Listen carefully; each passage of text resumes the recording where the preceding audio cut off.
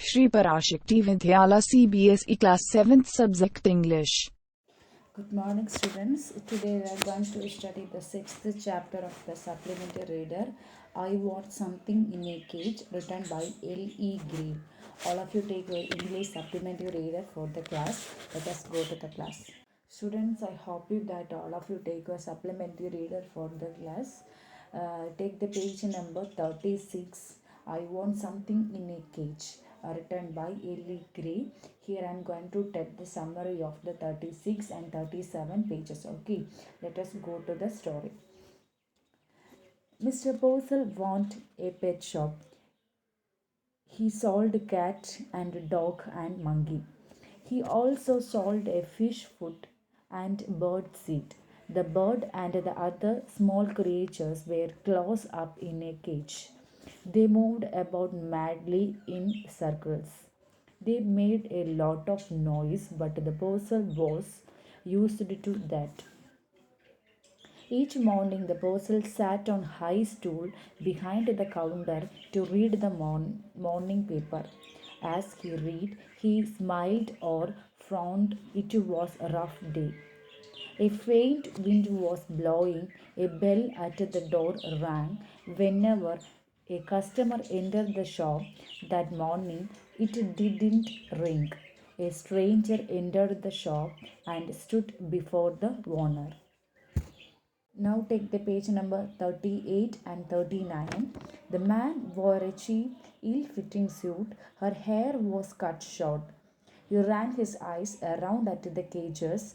He said he wanted something in a cage, something small. A bird. He pointed to a cage with contained two white doors. The person demanded the price $5.50. The man felt sad. He wanted to have those birds, but he had only $5. The person finalized the deal and handed the cage to his customer. The man asked the person if he was not disturbed by the noise. The person, however, didn't hear any noise. Now take the page number, that is the last page, 40 and 41. The stranger then told the person that he had earned those $5 after 10 years of hard work at labor in prison. 50 cents years, he turned around and walked out of the store. Just outside, he held the cage high and drove out one of the doors, and then the second one. He set them free into the air. Then he dropped the cage and walked away. The parcel stood perplexed. He wondered why the man had left the bird loose. Anyway, he felt sort of insulted while he was robbing the pets of their freedom.